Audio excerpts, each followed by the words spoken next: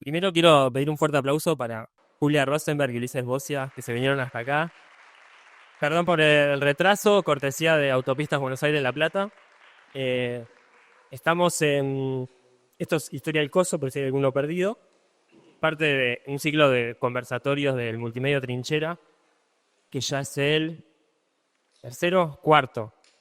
Cuarto, en el medio me echamos algún tipo de actividad distinta, pero bueno, un espacio que intentamos pensar desde como medio de comunicación para dialogar y encontrar la salida a los debates que vemos que día a día nos pasan un poco por arriba a veces. Ya tuvimos la oportunidad de hablar de la libertad, tuvimos la oportunidad de hablar del periodismo y en el primero de la argentinidad, allá por el lejanísimo 2023, en otro país. Y hoy tenemos la idea de juntarnos a hablar un poco de historia porque eh, vemos cómo hay procesos históricos que se repiten, hay discusiones que se repiten, hay figuras que vuelven a aparecer en nuestra historia, hay figuras de las que se vuelve a hablar en nuestra historia. Entonces, bueno, pensamos esta instancia para discutir un poco con Julia y con Ulises. Los presento, ya todos los deben conocer, pero más o menos Julia Rosenberg, historiadora, docente recibida de la UBA, ¿no es cierto? Autora de Eva y las mujeres, coordinadora del programa bonaerense Muchachas Bonaerenses de la provincia de Buenos Aires. También hace columnas, podcasts, los que más conocemos capaz son Un Mundo Peronista con Trimboli y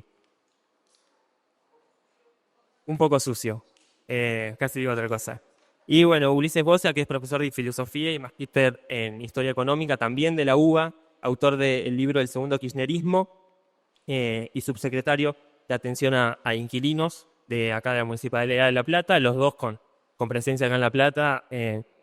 Bueno, Ulises, vecino de Tolosa, y Julia, que estuvo dando cursos acá en el Instituto de Capacitación Política, así que un poco bañados de la ciudad. Si quieren, pido un nuevo aplauso para ellos dos y arrancamos nomás. Ok, capaz, vamos a hacer las cosas al revés, arrancar por el final, poner la pregunta sobre la mesa, la habrán visto en los flyers muy lindos, con algunos próceres. Sé que vino gente esperando que yo esté disfrazado de prócer, siento defraudarlos, pero bueno, era campaña, era un poco de marketing. Historia y coso, contar 2 hilos en 280 caracteres es una pregunta un poco, nada, para molestar un poco. Pero bueno, la pongo sobre la mesa y les pregunto a los dos para abrir la conversación si creen que en estos modos de comunicar de hoy en día, del reel, del minuto, de que nadie ve más de 10 segundos, del hilo de Twitter, de los problemas de de atención que tenemos hoy en día, si es posible contar la historia, contar hechos históricos, esto, 280 caracteres en un reel, en un hilo de Twitter. Que la respuesta no sea sí o no, porque... No, Gracias por venir. no, yo soy muy básica, porque tiene, y es que no puedo no ver lo que cuentan por vivir. Eh, bueno, no voy a decir que nada que no sepamos, no son plataformas que pertenecen, no solamente empresas, no un dispositivo que está penetrando mucho más de lo que pensábamos que podría penetrar, ¿no? Dicho esto, uno diría, bueno, no, hay que negarse a estar en redes sociales, hay que negarse a usar esos dispositivos porque son parte de un capitalismo de plataformas, pero vivimos también con la creencia de que esos espacios, no sé si es que hay que ocuparnos o hay que discutirlos, ¿no? Siendo que buena parte de la publicidad, eh, no solo en nuestro país, sino mundial, pasa por ahí. La pregunta es, si no los ocupamos, no es una especie de abandonar eh, un terreno que evidentemente tiene una llegada muchísimo más grande de la que me gustaría que tenga, ¿no? Entonces, por mi parte diría esa tensión, ¿no? Esa tensión entre saber que es un campo minado, el que siempre vamos a perder y que sin embargo, en la actualidad no ocuparlos implica volver a derrotar, ¿no? Respecto de la historia en particular, Perdón, y esa tensión no, yo no la tengo resuelta. Generacionalmente me permito no resolverla, porque yo ya estoy grande para esto, entonces que lo resuelvan los más pibes, no sé. Eh, pero sí me parece que respecto de la historia, eh, no sé, uno ve cantidad de influencers, ¿no? De la historia. ¿Querés decir algo? No, ok. Que hacen uso de las redes respecto a una narración histórica y a mí no me gusta. No me gusta en el sentido que no le veo potencia política alguna, ¿no? Que se miden en lo que dicen porque van a perder o porque van a ganar o porque... me parece que aplana muchísimo los múltiples sentidos que puede tener una narración histórica, me parece que los aplana.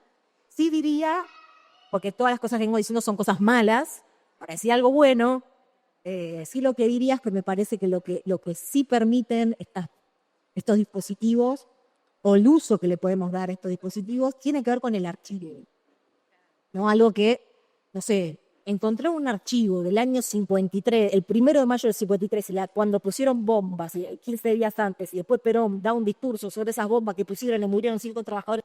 Era imposible hace 10, 15 años, ¿no? O sea, había que ir al archivo y en el archivo capaz que no lo encontraban. Bueno, digo, hoy por hoy lo que tenemos como novedad y a beneficio, me parece, es a disponibilidad una cantidad de archivos de nuestro pasado que antes era o muy difícil o inaccesible. Me parece que eso es a favor, ¿no? Que podemos hacer un uso de esos archivos interesante. No que de por sí esa cantidad de archivos sea algo bueno, porque también nos asfixiamos de la cantidad de archivos. Pero me parece que se puede hacer un uso interesante del archivo. Si somos vivos y sabemos usarlo, me parece que a partir de eso le podemos encontrar un rublo a nuestro favor, ¿no? ¿Cómo están? Yo te voy a decir así, no sé si más optimista, pero porque creo que hay dos cosas distintas, ¿no? Una es el uso de la historia para la política, o sea, montarte en la historia para dar un debate político en la realidad actual, en el presente, que es un uso muy importante de la historia, ¿no? Y otra es el desarrollo por ahí, el que busca construir conocimiento histórico o divulgar conocimiento histórico, independientemente después del uso político que pueda tener. A mí me pasa con estos segundos, creo que hay cosas muy buenas. No, 280 caracteres no, ahí comparto. Y a lo mejor en un reel difícil, lo que no sé, puede ser una puertita de entrada, pero solo eso, ¿no? Después hay que ir a buscar a otro lado algo mejor.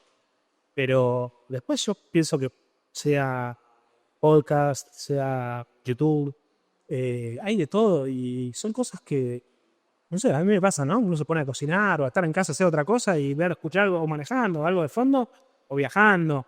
Y hay mucho material que está muy bueno, histórico.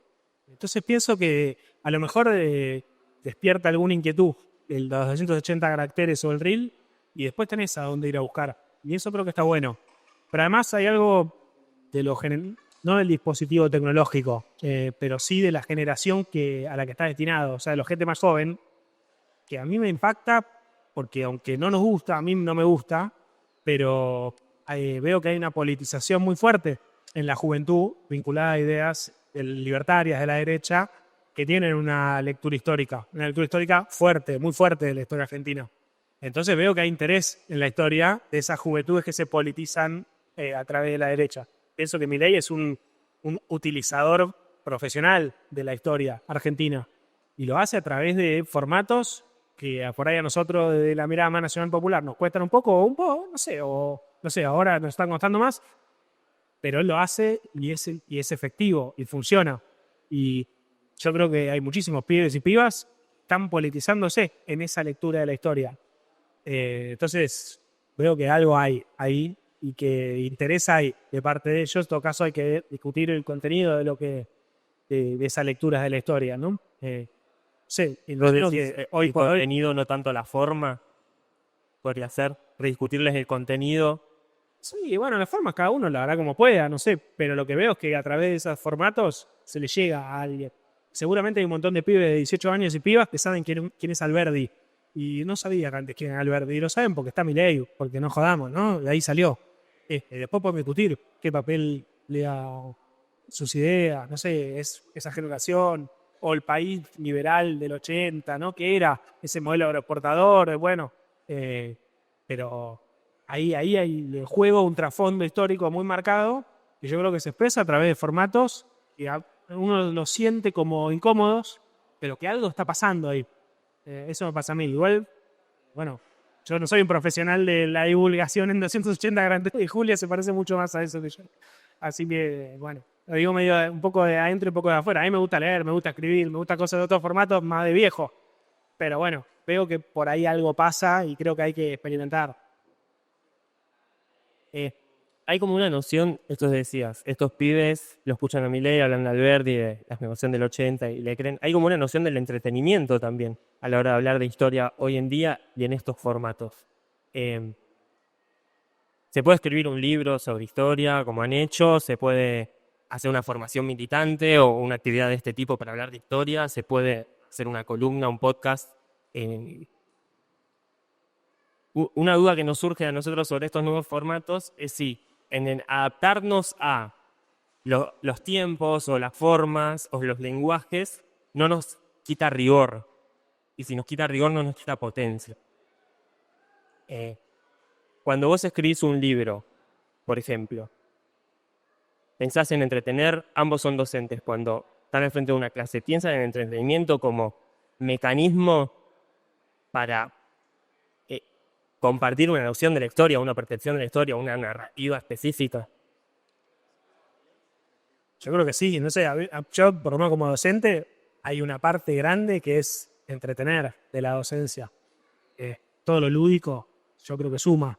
Lo que pasa es que la discusión de la tensión, vamos a decirlo así, medio nerd, pero la tensión entre perder el rigor, llegar más, es una tensión histórica de cualquier tipo de divulgación. A lo mejor en otra época no era a través de una historia de Instagram, era a través de si escribo un libro pensado para un lector más popular o más masivo, o si escribo para los especialistas, ¿no? Y escribo un trabajo para un congreso y me van a leer poquitos. Y bueno, esa tensión es propia, no sé, en mi opinión es propia de todo trabajo de divulgación. Seguramente estos formatos exigen otras cosas. A lo mejor desequilibran un poco la cosa y uno a veces, no sé, a lo mejor se pierda un poco más el rigor, no sé. Pero a mí si hay que optar, yo siempre simpaticé con los que están dispuestos a arriesgar el rigor para interpelar a más gente. Y a mí eso me parece un desafío espectacular. Claro que tratando de hacerlo de la mejor manera posible y bueno, no es fácil. Pero siempre me enojé más con los que preferían el rigor para poquitos que arriesgarse a hablar con millones o miles y bueno, arriesgarse a encontrar un lenguaje que sea apto para eso. Y a mí, yo tengo un problema con la palabra divulgación. Que me parece una palabra que la usamos porque no encontramos otra, pero que es una palabra que por sí presupone un montón de cosas, ¿no? Que presupone que el conocimiento histórico se produce en un lugar alto y que lo que tiene que venir a hacer la divulgación es traducir o aplanar, aplastar, ser más sencillo para el vulgo, ¿no? Vulgarizar un conocimiento alto para lo bajo. Bueno, todo lo que presupone eso, tanto lo alto como lo bajo, me parece que, bueno, interesa discutirlo. Y además, divulgación como palabra existe desde el siglo XXI, hace unos años. Quiero decir, la Argentina tiene una larguísima tradición de narración histórica y de preocupación porque esa narración histórica tenga incidencia en el debate público, ¿no? Y circule. Quiero decir, Bartolomé Mitre. Mitre no escribía para los eruditos, ¿no? Tenía una escritura que buscaba incidir en el debate público del momento. Digo Mitre por no decir Jauretche, que es obvio, José María Rosa, que es lo obvio. Pero digo, eso que fue llamado como historia liberal o historia oficial también tuvo esa preocupación, no en todos, pero en buena parte de sus exponentes, ¿no? Quiero decir con esto, de cuándo, perdón, ni Jauretche, ni José María Rosa, ni Puigros, ni Mitre hablaban de divulgación. Iba de suyo que la narración de la historia tenía que tener una circulación social amplia e incidir en los debates del momento. ¿Desde cuándo existe la palabra divulgación? Bueno, desde que existe un campo académico profesionalizado a partir del año 83 en adelante, donde la historia Y el conocimiento histórico pasa a ser algo alto, de especialistas, que emiten la pregunta por esa circulación de lo que están haciendo. Estos papers que leen 5 personas y no hay una preocupación porque eso sea leído por más. Bueno, eso pasa del 83 en adelante. No la pregunta por la divulgación, sino por la historia concebida como algo que tienen que hacer unos pocos, ¿no? Que es una ciencia que tienen que hacer unos pocos. ¿Cuándo empieza la pregunta por el afuera? A partir del 2001. A partir del 2001, 2003, cuando se haga evidente que la historia tiene una circulación por fuera de esos circuitos académicos. Digo, Piña, algo habrán hecho, 2005. Convertido en un bestseller, además es un libro. Pero también los festejos del Bicentenario en el 2010, cuando millones de personas, ¿no?, estaban festejando el nacimiento de la patria viendo un mapping en el Cabildo o persiguiendo las carrozas. Y ahí la academia se empieza a hacer una pregunta por ese aspecto. ¿Y cómo lo resuelven? Poniéndole la palabra divulgación. Entonces, todo lo que pasa por afuera de la academia es divulgación. Y a mí me gusta discutir de eso. Me gusta discutir que el único modo de producir conocimiento histórico sea el CONICET. Quiero decir, no sé, doy un ejemplo. Trabajamos en Canal 7 durante el segundo gobierno de Cristina y nos pidieron hacer una serie sobre la guerra del Paraguay, una serie documental. No había un solo libro del 83 en adelante que la academia haya renovado su mirada respecto a lo que había sido esa guerra. La guerra más importante en la que participó la Argentina en su historia. Bueno, tuvimos que hacer una serie documental. Probablemente para Isla Sábato, para los grandes académicos de la historia de nuestro país, esa serie no constituyó conocimiento histórico, no produjo conocimiento histórico. Sin embargo, no hay otra producción en estos 40 años de democracia sobre esa guerra. No sé si produjimos conocimiento histórico o no. Quiero decir, me gusta discutir con la idea de que hay un único modo de producir conocimiento histórico y creo que a eso que se llama divulgación, bueno, muchas veces son otras formas de producir conocimiento histórico. En un aula, en una clase, ¿se produce o no se produce conocimiento histórico? Tiendo a creer que sí. Tiendo a creer que sí, que en la discusión con los estudiantes hay algo de eso que se está produciendo, no siempre, obviamente, ¿no? Pero que se puede producir conocimiento histórico de otras maneras, ¿no? Por eso me parece que a veces la etiqueta de divulgación trata de tapar un problema, que la academia no lo toma, que el mercado, en nombre de las redes sociales tampoco, que es el vínculo entre pasado y presente, el vínculo político. Presente político entendido no como lo que hace Cristina con la historia, lo que hace Milei con la historia, sino en el sentido de por qué en los 90 la conexión entre el pasado y presente parecía rota, ¿no? El fin de la historia y todo eso, ¿por qué a partir del 2001 eso parece recobrar otro sentido? Esas son preguntas más políticas. ¿Por qué el pasado cada tanto forma parte de la discusión con el verdulero y en otros momentos parece que no le importa a nadie Juan Manuel de Rosas, ¿no? Bueno, esas preguntas más densas, insisto, de cómo habita el pasado en un presente, me parece que no las toma ni la academia y tampoco las toma el mercado. No sé si la palabra divulgación la toma. Parece que hay desde la política, entendiendo la política como una pregunta vital de la relación entre ese pasado y presente, ¿no? Porque a veces esa relación es tan intensa y a veces parece fallecer. Nos corremos de la academia y pensemos en cómo construimos historias nosotros. Cómo representamos la historia de nosotros y cómo compartimos lo público, por ejemplo. Estamos viendo una avanzada hacia... yo desconozco cuánta importancia tiene una estatua, un busto, un salón que se llama Salón de la Mujer y reivindica mujeres históricas, un centro cultural que tiene el nombre de un expresidente. Estamos viendo como un revisionismo del revisionismo. Yo cuando era más chico me acordaba porque apareció mucho en los medios, cuando sacaron la estatua de Cristóbal Colón del predio de Casa Rosada, y al poco tiempo, a los metros, construyeron un monumento gigante a Juana Zurduy. Y bueno, pues al frente hicieron un centro cultural gigante y bueno, y todo así gigante.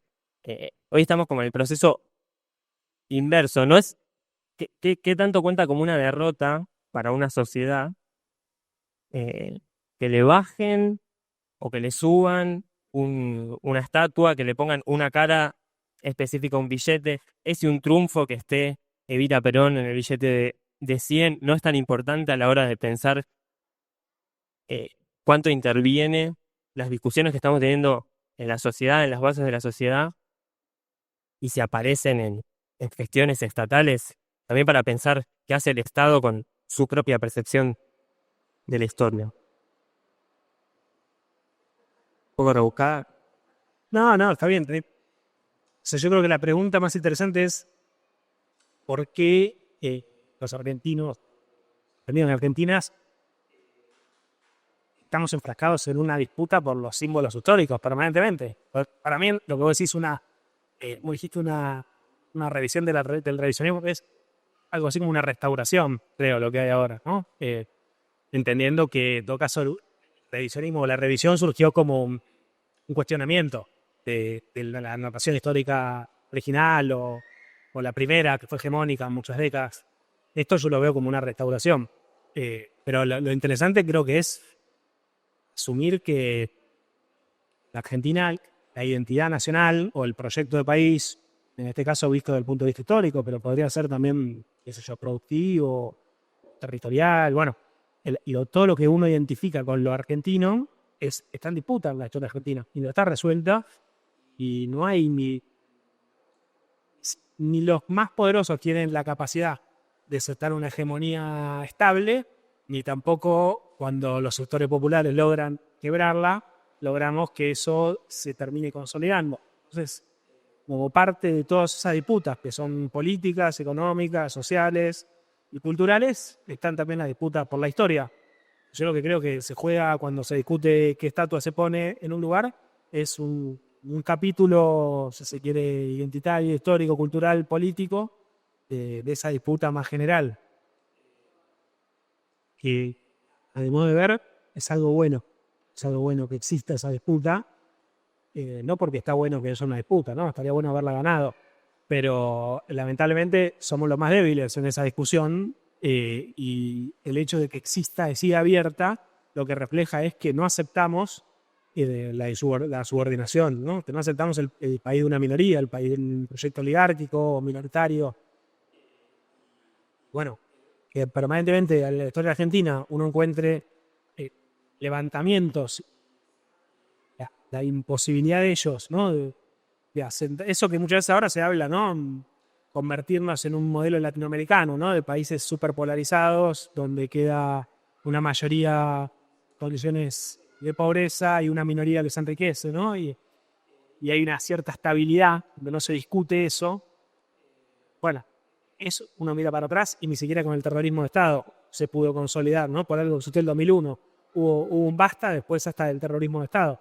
Y uno mira largas décadas y ve que esa hegemonía que buscan ellos no la pueden consolidar. Inclusive yo creo que la reivindicación que ahora está haciendo Milei, ¿no? de esa Argentina agroexportadora, fue quizá en la época de la historia argentina donde hubo una hegemonía más estable de ese país excluyente. Y bueno, ellos quieren volver a esa exclusión estabilizada, hegemónica. Pero bueno, por suerte, por eso digo por suerte, está en debate. Y en la historia se expresa esa discusión. Hay algunos tópicos que aparecen, que son intrínsecos, al menos de nuestra historia.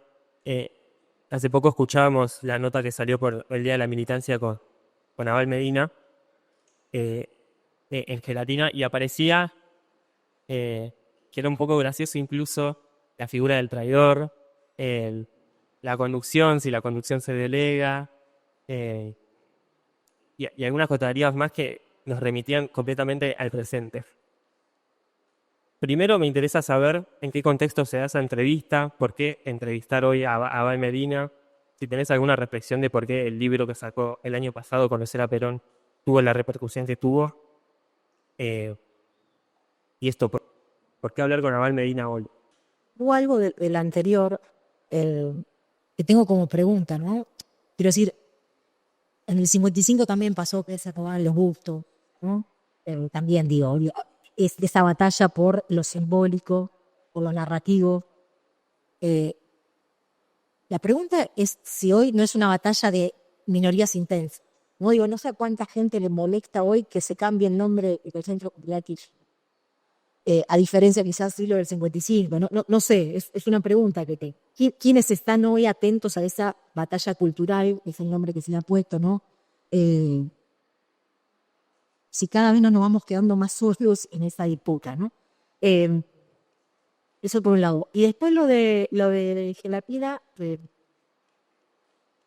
sucedió que él nos contactó a partir de una columna, de las columnas que hicimos ahí.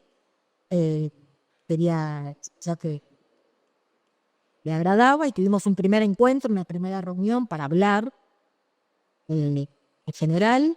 Y a partir de esa conversación que tuvimos con él, surgió la posibilidad de pensar algo, hacer algo, y terminó surgiendo este formato porque él está con ciertos problemas de salud, entonces era como lo que se podía hacer corto, sin generarle ningún riesgo de salud.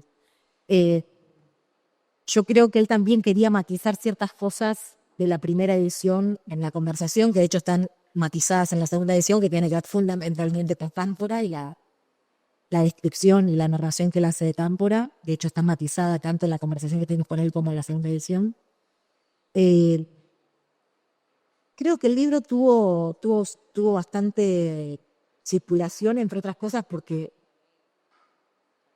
propone una forma de entender a Perón distinta a la que se había instalado fundamentalmente en los 90, a partir de narrativas como el presidente que no fue, de Bonazo, que se veía en ese último Perón, un Perón traidor, un Perón que había armado la AAA, un Perón que casi antecede, ¿no? Prepara el terreno para lo que va a ser en 1976. Un viejo conservador que no entendía nada. Me parece que el libro de Almeida tiene la virtud de acercarnos a Perón de otra manera. Y no solamente al último Perón, ¿no? Me parece que es pensar a Perón de otra manera, y que por eso tiene algo muy atractivo, ¿no? La posibilidad de discutir finalmente con esa mirada que había quedado que tuvo tanta pregnancia, ¿no? Esa forma de entender ese último Perón. De hecho, había algún problema. ¿Qué hacemos con ese último Perón, no? A mí me gusta Perón, pero el último, ¿no? Bueno, me parece que a partir del libro de Medina hay un acercamiento a Perón de otra manera, y además porque realmente es una historia increíble la de Chabón, ¿no?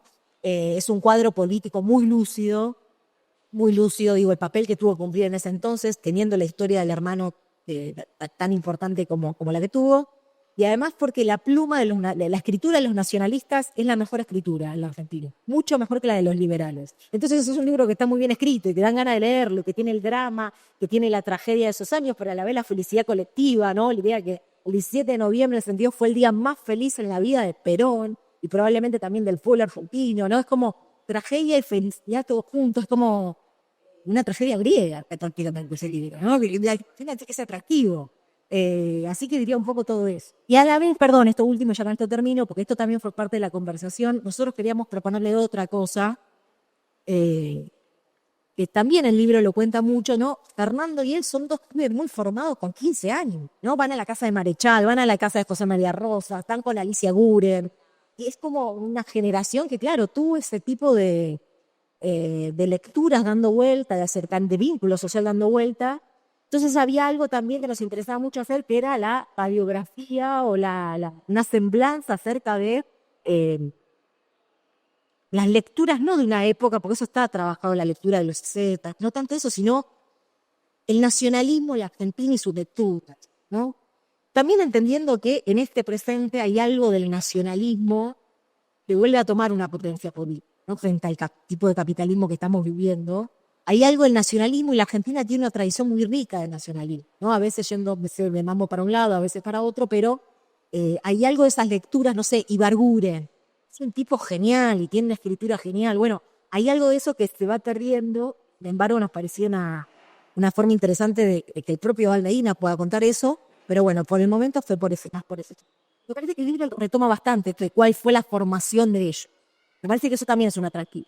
Sí, que habla un poco de qué generación tiene qué percepción de nuestra propia historia. Hoy notamos en estos últimos años he escuchado hablar en medios de comunicación de Isabel Perón, tanto como no recuerdo haber escuchado nunca que se hable en conversaciones o incluso la figura de Rucci. eh, bueno, hablar de Alberti.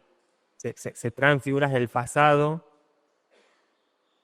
se les pega alguna vuelta de rosca, alguna lavada para tal vez reivindicar un poco un posicionamiento. Eh,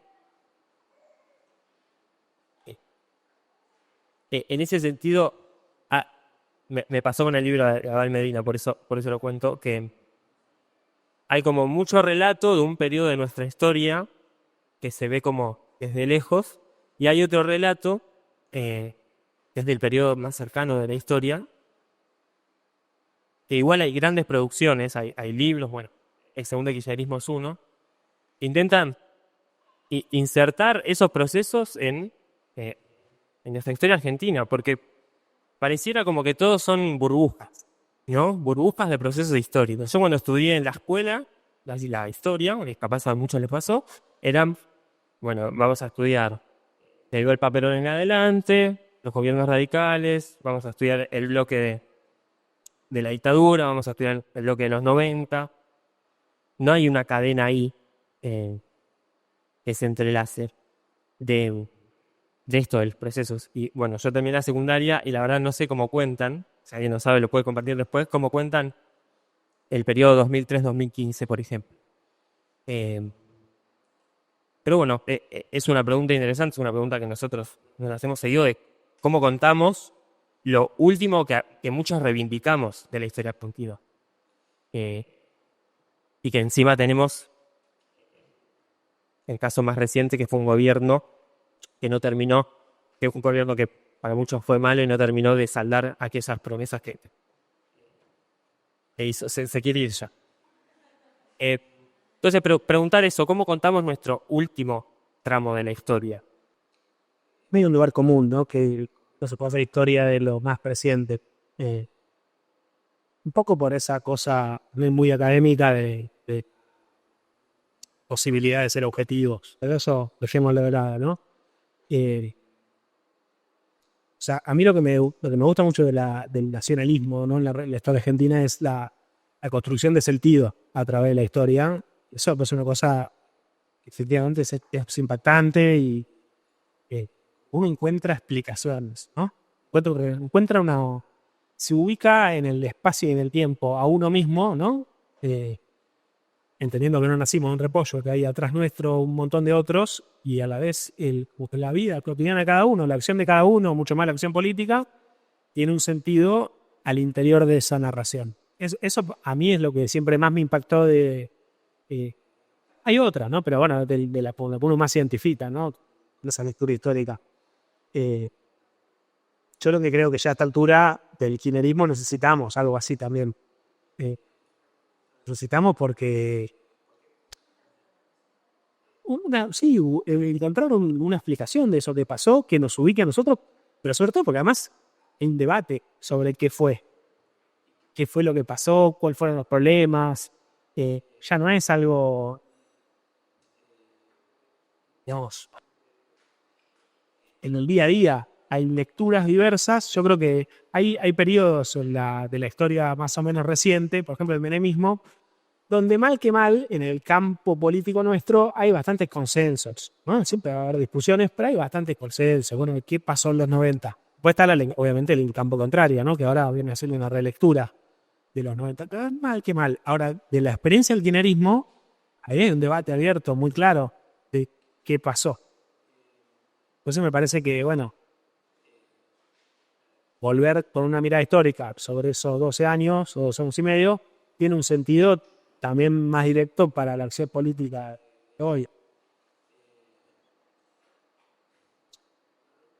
O sea, me da miedo, digamos, que uno se ponga a discutir la coyuntura política, ¿no? Y no disputa lo que tiene histórico. Ese es el riesgo siempre con algo tan reciente.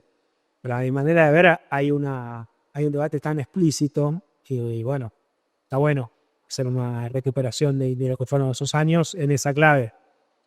Justo ayer le escuchaba a un chico que decía algo que a mí no me gustaba, ¿no? Decía algo así como, imagínense a alguien que tiene hoy 25 años y cuando terminó el segundo gobierno de Cristina, ¿no? Ahora estamos en el 24, con 9 años, tenía 16 años.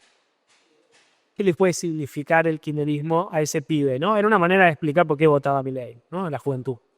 Yo me ponía a pensar y digo, bueno, y a ver, imaginémonos a alguien que tenía 18 años o 72 y qué le significaba Perón o el peronismo. Obviamente tampoco había vivido la experiencia del peronismo con conciencia, pero seguro que a lo mejor le significaba algo. Hubo miles, decenas de miles que le significaba algo.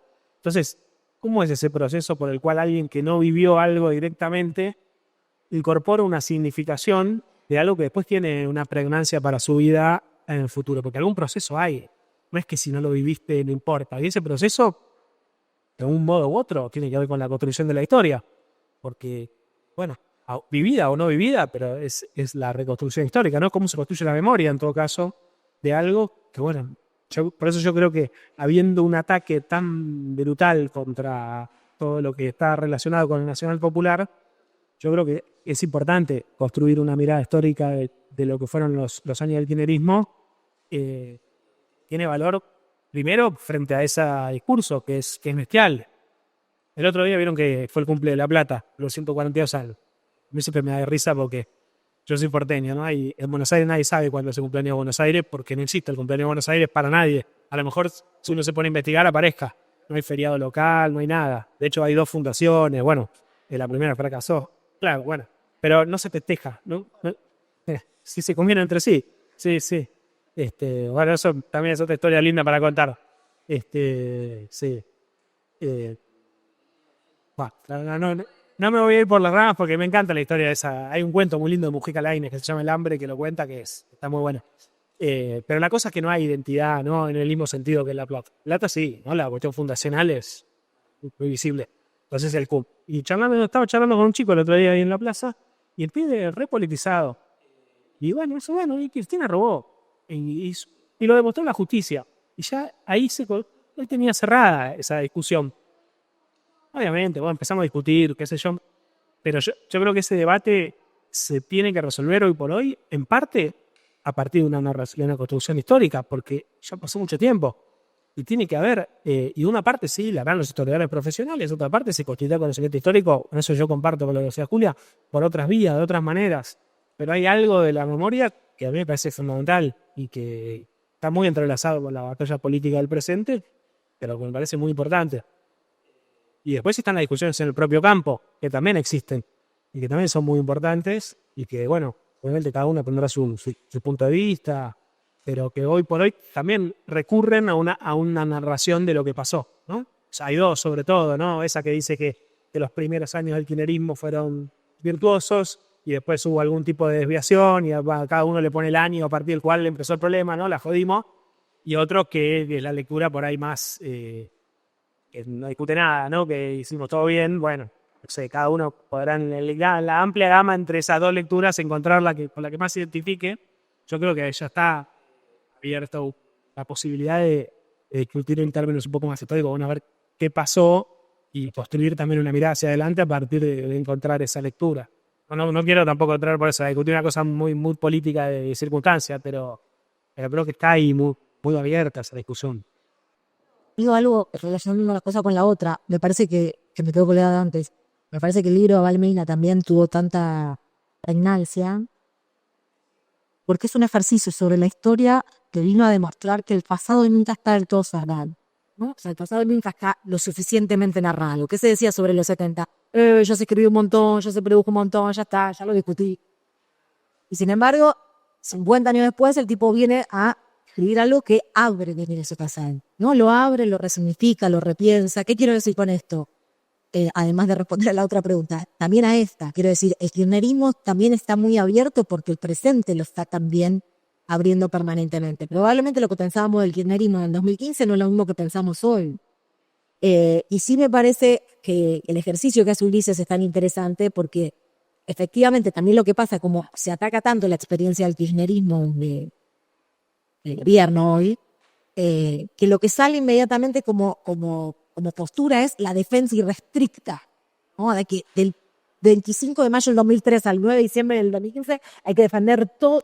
Bueno, quizás a la luz de lo que ha pasado, ¿no? Que también hay que decirlo, a partir del golpe del 55 tienen que pasar el 76 para que se pueda desarmar eso que el peronismo había creado.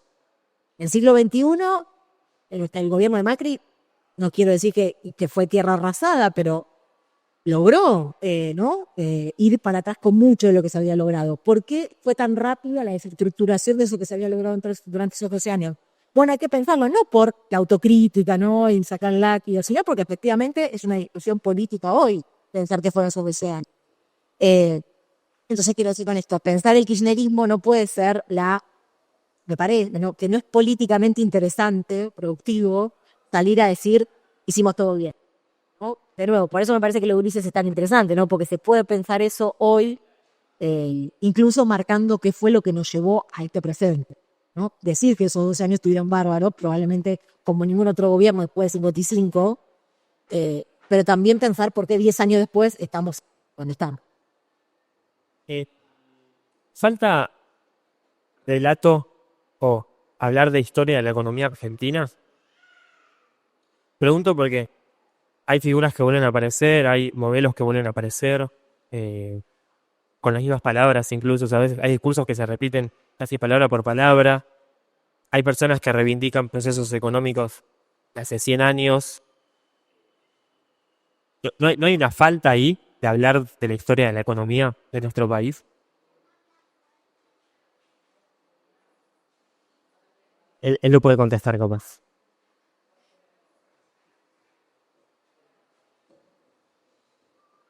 Soy yo en eso, más que una falta, pienso que hay un debate. Hay un debate sobre la historia económica argentina. Obviamente no es que esto que decimos, vamos a hablar con Verdulero Rosas y vamos a hablar sobre la historia económica argentina, aunque quién sabe, ¿no? Capaz que sí. Pero hay una discusión, y forma parte de esa disputa del proyecto de país. Y entonces, ahora aparecen más discursos que dicen, la verdad, los años del menemismo fueron años muy buenos para mí económicamente. Hay mucha gente que ahora vuelve a poder, ¿no? expresar eso, que había quedado atrapado por todo lo que vivimos en 2001 y lo que vino después, era algo totalmente desacreditado, ¿no? Hoy aparece gente que, bueno, sí, y empieza a encontrar las cosas buenas, ¿no? Gente de a pie, no discursos sofisticados. Y me parece que hay un...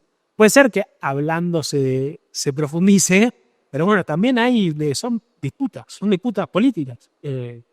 Y bueno, es un gran interrogante de la historia, ¿no? ¿Cómo se gana en esa discusión hegemónica en términos más globales? Yo creo que nadie tiene la respuesta, pero yo pienso que mientras no se ganen y se siga avanzando y retrocediendo, van a seguir apareciendo esos discursos. Y sí, a veces parece deprimente, ¿no? Que uno diga, estoy atrapado, viene otra vez ahora una política liberal, neoliberal, o bueno, esta variante nueva que tenemos ahora, y otra vez vamos a terminar de la misma manera, y bueno, me resulta como si fuera un círculo vicioso, ¿no? De cada vez estamos peor. Bueno, sí, uno mira los últimos 40, 50 años, historia económica, y es deprimente, es cierto. El otro día alguien decía, capaz que son los peores 50 años desde el punto de vista económico-social de la historia argentina. Después rápidamente uno dice, bueno, pará, pero hubo algunos años dentro de esos que fueron en contratendencia, que fueron muy buenos, es cierto, fueron los mejores de los gobiernos históricos del peronismo, y sí, pero bueno, también es cierto, ¿no? Que uno mira a veces en el trazo más grueso y si uno mira, no sé, indicadores sociales, o que quieran, ¿no? Económicamente, socialmente, son años de un balance histórico que da lugar a las miradas de decadencia.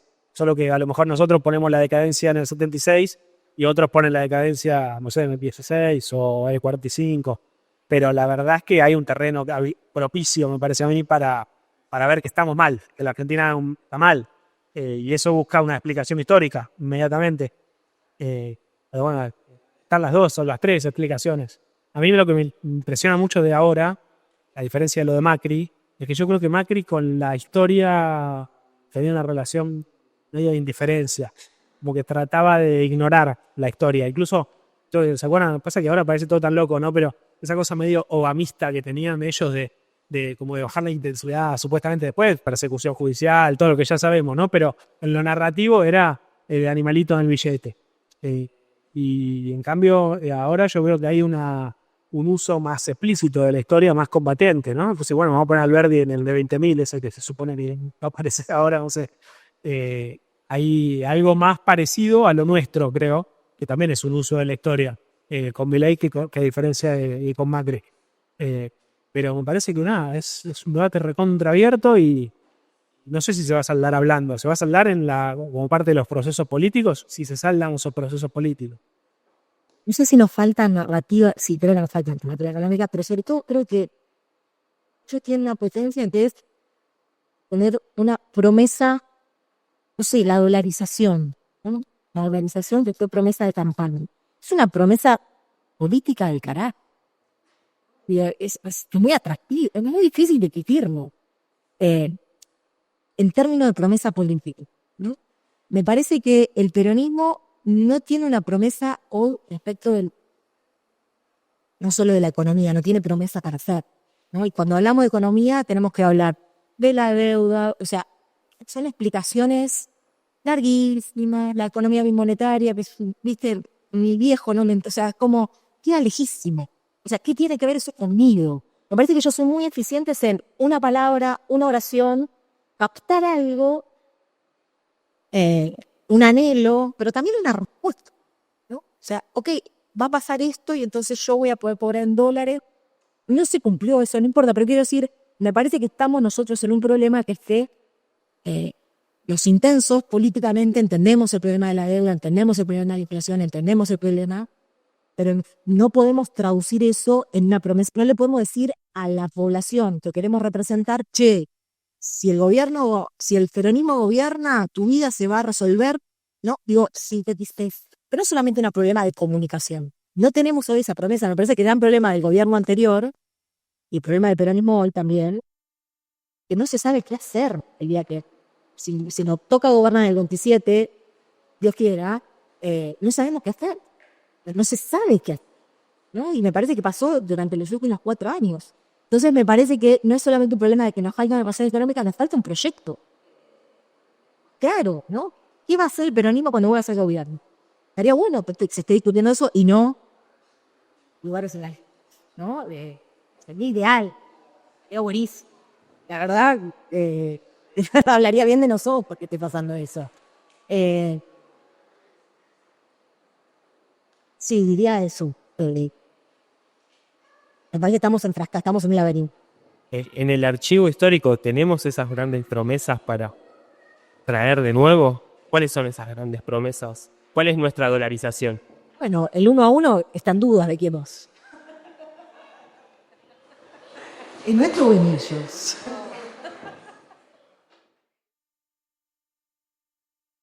Yo creo que hay algo que la experiencia del kirchnerismo surgió de la crisis del 2001, ¿no? Entonces la gran promesa, creo yo, no sé, hubo varias, pero una fue el trabajo, porque los 90 lo que coagulaba era la desocupación, ¿no? Entonces ese era el gran mal. Entonces la gran promesa fue el trabajo y la producción con la que empezó el kirchnerismo.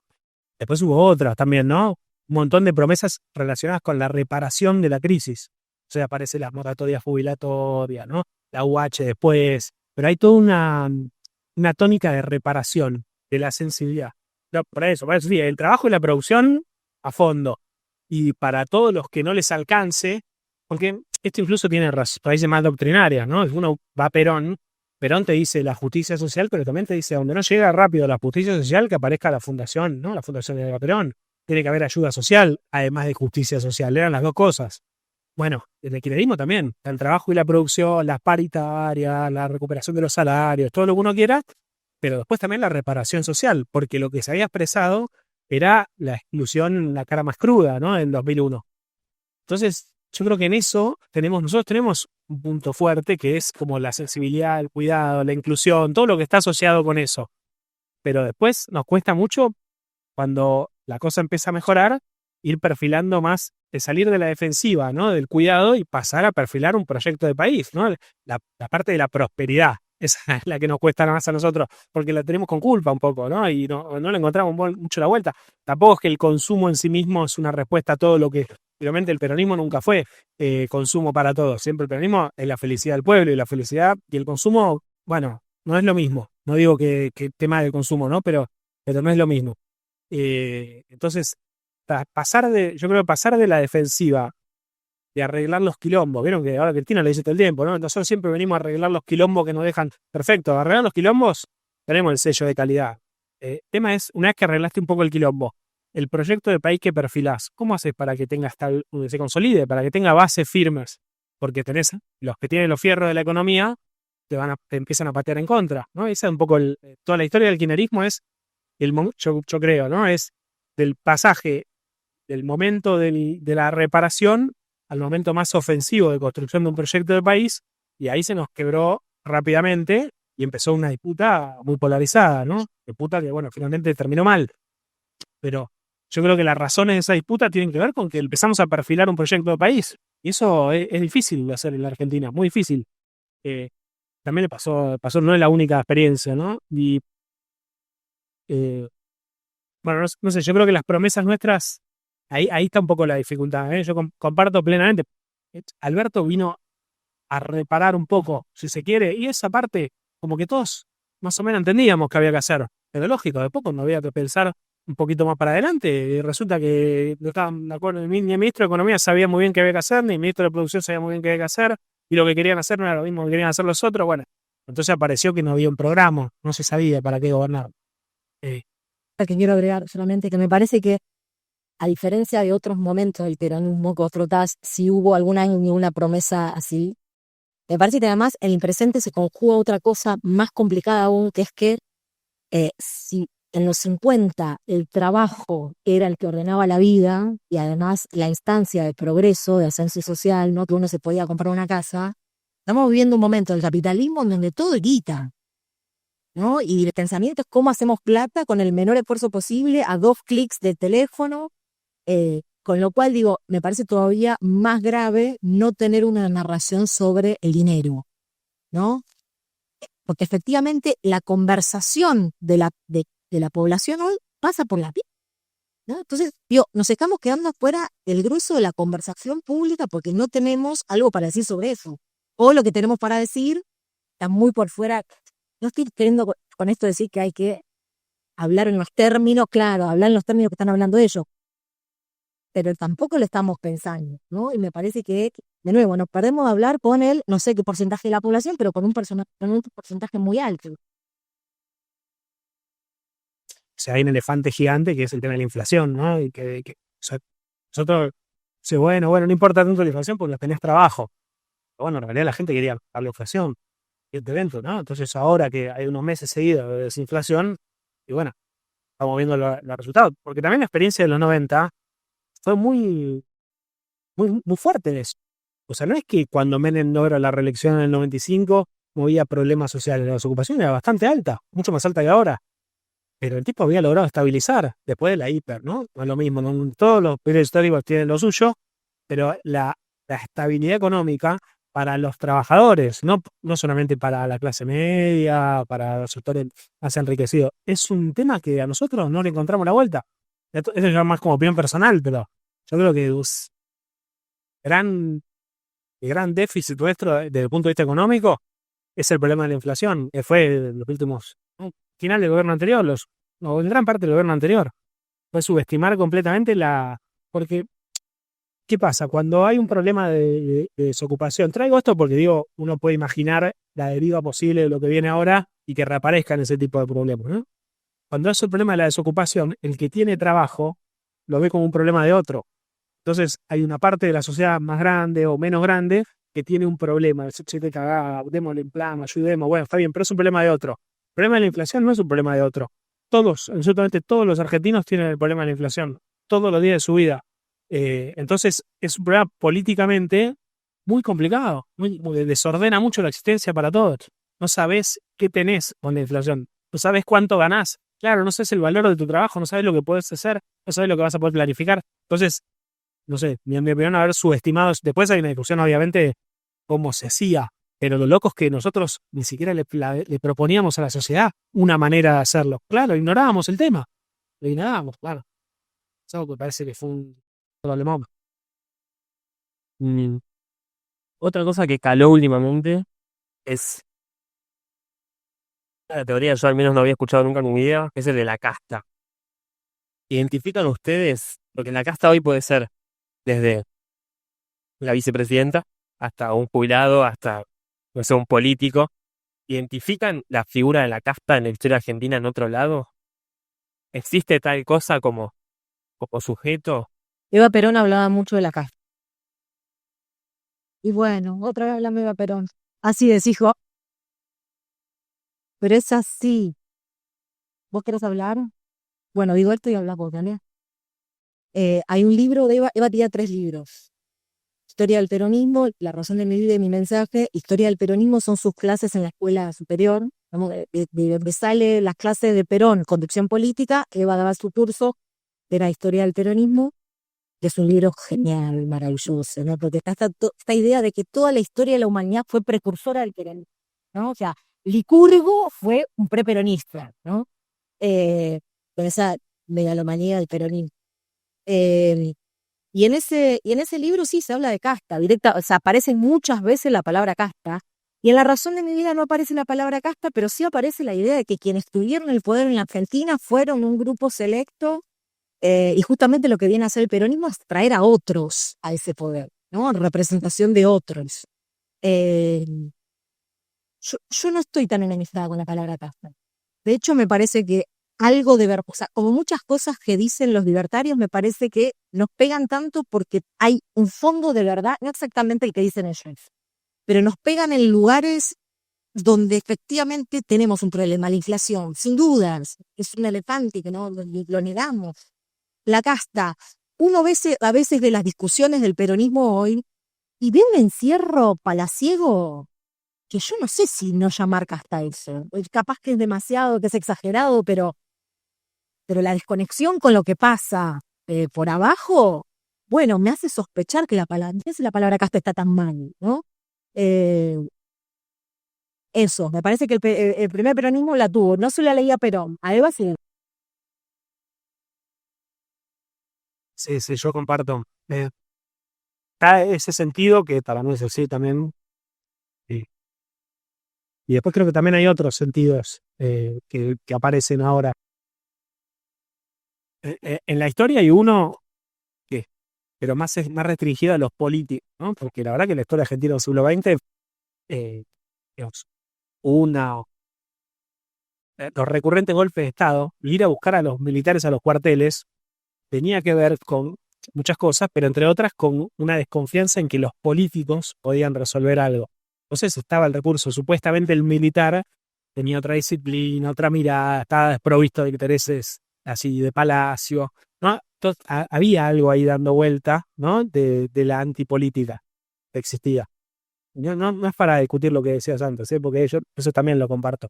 Pero creo que hay muchos sentidos asociados a la antipolítica que se pueden ir recuperando. Y hay uno nuevo ahora que también se ve que hay que pensar a ver qué quiere decir, que es cuando, porque vos decías lo de los jubilados, pareciera que hay una oposición entre los que producen riqueza y los que viven de los impuestos, ¿no? O sea, y los que viven de los impuestos son todos los que cobran del Estado algo, cualquier cosa. Entonces la sociedad se divide entre una parte productiva y una parte parasitaria, y esa parte parasitaria va desde un empresario que cobra un subsidio hasta un jubilado, hasta un docente o obviamente un funcionario político o funcionario público, ¿no? Ahí hay, me parece a mí, otro sentido que pegó mucho, que uno lo encuentra, por ejemplo, cuando fue la crisis del campo, también muy marcada en el discurso ese ruralista de los productores radicalizados, es decir, yo estoy laburando todo el día en el campo por debajo de la lluvia, viene el Estado y me saca las retenciones. Bueno, todo ese discurso que yo creo que tiene algunas raíces norteamericanas, en algunas narrativas de ellos del Estado como un parásito, ¿no? Y los productores de riqueza como los benefactores sociales, que Milei lo está instalando y lo instaló bastante, y que es complicado, muy complejo, muy jodido. Pero creo que eso parece ahora, y habrá que investigar un poco también de dónde viene, porque hay también, hay un montón de raíces a eso en la historia argentina. Pero, pero sí pienso que la pegan con lo de Casta y que nos duele porque le llega a los votantes, ex votantes nuestros que ahora los votan en ellos. O sea, hay una parte de ellos que uno es el antiperonismo histórico y otra parte de ellos que a lo mejor nos podían escuchar a nosotros. Y esos que nos pueden escuchar a nosotros son los que están contentos porque la casta la está pagando. Y bueno, obviamente que nos tiene que doler. Y nos tiene que, uno le gustaría que genere por lo menos algún tipo de modificación en nosotros mismos, ¿no? Pero sí. Que no está mal como momento de revisar nuestra propia práctica política. Quiero decir, la derrota del noviembre del año pasado fue una derrota tan contundente, no solo por los 12 puntos, ¿no? Sino también por contra quién perdimos, todo este año, ¿no? Que siga teniendo tanto apoyo popular, fundamentalmente. Habla de una derrota mucho más que electoral, una derrota política, ¿no? Bueno, me parece que las derrotas siempre en el peronismo significaron sacudir un tablero, ¿no? Y llevar a revisar cosas. Bueno, me parece que no está mal revisar ciertas prácticas políticas, siendo que por el lado que nos pegan es también, ¿no? El cuestionamiento hacia esa dirigencia. Abrir a quien quiera preguntar algo, a quien quiera compartir una reflexión. Yo voy a hacer la última por mi parte y después abrimos para conversar entre todos, que tiene que ver con traer algo que mencionamos al principio, que es el archivo. Recién mencionaba, vos trabajaste en el archivo, la dificultad de acceder a ciertos retazos de nuestra historia. Hoy pareciera haber como, bueno, en el boom informativo estamos generando archivo todo el tiempo. ¿Tiene alguna, como, desde la visión de la historia, de cómo puede ser leído eso más adelante?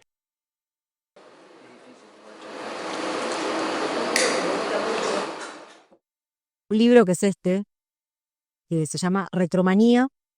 El autor es Simon Reynolds, es un británico, nada que ver, ¿no? No está pensando en nuestro problema, pero está pensando en este problema, se llama La adicción del pop a su propio pasado. Pero es interesante lo que plantea. Él tiene la hipótesis de que en el siglo XXI no se generó ningún género musical nuevo. Por primera vez en la historia de la humanidad pasó mucho tiempo sin que se genere ningún género musical nuevo, sino que todo lo que estamos haciendo es consumir música del pasado. Y él tiene esta idea de que gracias a Internet, a YouTube, ¿no? El archivo infinito que es YouTube y es Internet, dice él, estamos tan obsesionados consumiendo música del pasado, bandas que se vuelven a juntar, recitales que se vuelven a hacer, discos que se vuelven a reversionar, que tanto consumo del pasado está aplastando nuestra capacidad creativa en el presente. Ya salieron algunos a discutir diciéndole que él, no sé cómo se dice, el tuné, ¿cómo se dice la voz? Bueno, el autotune es un género musical nuevo en sí mismo, no sé, ni idea. Yo sigo escuchando hablar de él, yo soy de las que consume pasado, pero es interesante como idea, ¿no? Más sacándolo incluso de la música, esta idea de una sociedad que está consumiendo tanto pasado que deja de prestar la atención a su presente, ya ni digo el futuro, ¿no? Al presente. Y cada tanto me da la sensación de que le pedimos mucho al pasado, que somos injustos con el pasado, ¿no? Que le exigimos respuestas a Perón de este presidente, pará, déjalo a Perón tranquilo, ella dio todo lo que tenía para dar. Me parece que a veces pasa eso con el pasado, ¿no? Que lo forzamos demasiado, que lo consumimos. Ahora estamos llenos de efemérides, ¿no? Y todos los días una efeméride nueva. Y hoy la gratuidad de la universidad está bien, porque ahora la universidad está en esta, ¿no? Pero todos los días una efeméride nueva, basta, no quiero más efemérides. Entonces me parece que hay algo del archivo que sin dudas está buenísimo y es celebrable y podemos ver cosas del pasado que no veíamos, pero hay algo de esto que dice Reynolds exagerado que me parece interesante para pensar, ¿no? Que bueno, acá se interpretó muy mal con la jodita de las nuevas melodías, ¿no? Fue una discusión que terminó en algo muy berreta, como en la interna, pero que es interesante como discusión. Si tenemos que seguir mirando ese pasado, si hay que pensar en algo nuevo. John William Hooke tiene una conferencia buenísima en el año 64, si no me equivoco, en la CGT Regional Bahía Blanca, donde está discutiendo con compañeros que ya habían pasado 10 años del golpe, ¿no? 9 años del golpe, y está discutiendo con compañeros que dicen que lo que hay que hacer para retomar el poder es la misma receta que el 17 de octubre del 45, una alianza policlasista, bueno. Y él lo que le dice ahí es, el pasado es raíz pero no es programa.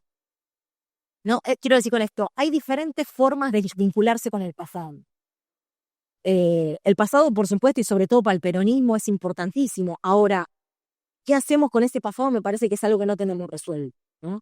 ¿Y por qué terminar hablando de peronismo? Si la pregunta era por archivo, no sé, pero bueno. Porque no importa tanto el archivo, será. No, para converger nomás, que es una preocupación que tenemos. Estamos generando cosas nuevas todo el tiempo y el lugar donde lo estamos archivando no es nuestro.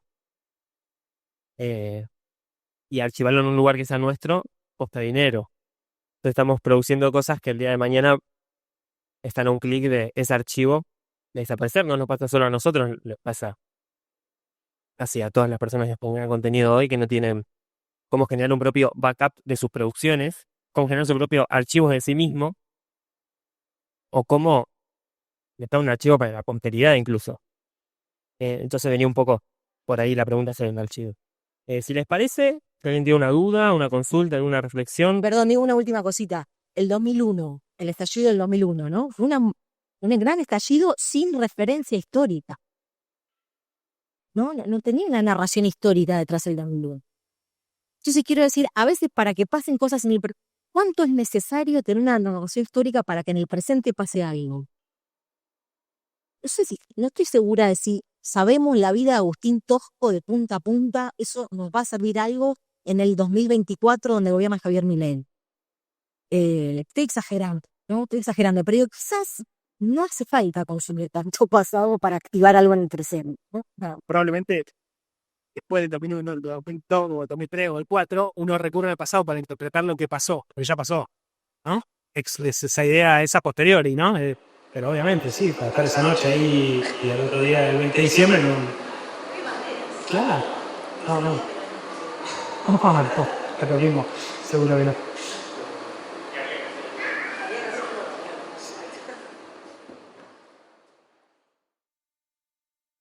Bueno, nada, primero agradecerles lógicamente a los compañeros. Estoy tapando toda la luz, es como medio desastroso. Bueno, no, yo me quedé con esta última frase, el pasado es raíz, pero no es programa, pero también pensaba un poquito con Ezequiel Lopardo, tuvimos alguna discusión hace poco, pensaba en cómo Lugones, por ejemplo, cuando arma en el payador el linaje del gaucho, lo lleva a Hércules. O sea, pero no me ando con chiquita, voy a 1500 años antes de Cristo.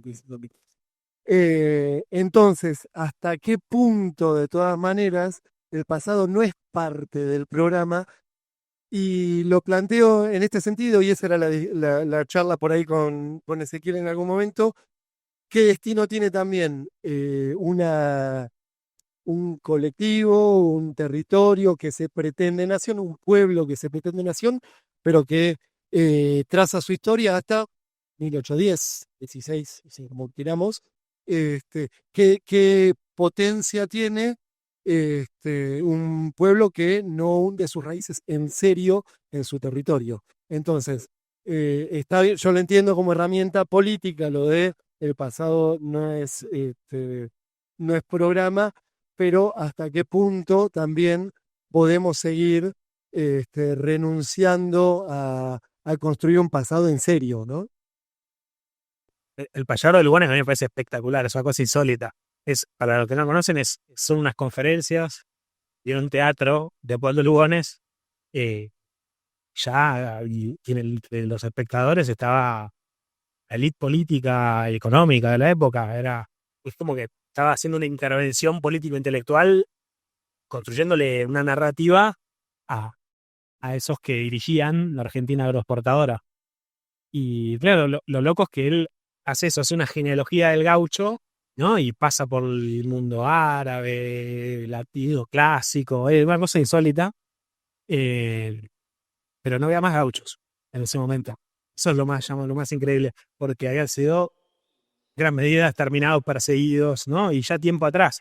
O sea, estaba recuperando, esto contexto las grandes migraciones, ¿no? Entonces la necesidad de construir una identidad nacional frente a un flujo de migraciones gigantesco. Uno se cruzaba por la calle y era, no digo una minoría, pero digamos, la parte de la población criolla iba palo y palo, ¿no? En algún lugar del país. Y entonces la necesidad de la construcción nacional. Pero claro, se construye un pasado idealizado de algo que en el presente ya no existía más, ¿no? Como construyendo un origen de un proyecto político que iba a ser en ellos, no apelando al pasado. Entonces ahí sí, yo creo que ahí era programa al pasado. Era fundamentar un programa hacia adelante en una mirada retrospectiva para atrás. Pero probablemente no tuviera nada que ver con una verdad histórica, ¿no? Esa construcción que hacía Lugones. Después otros, por ejemplo, con el 17 de octubre, ¿no? Siguiendo con la temática, muchos interpretaron, ¿no? Los hijos de fierro, ¿no? La llegada del 17 de octubre, ¿no? Esa aparición de las masas.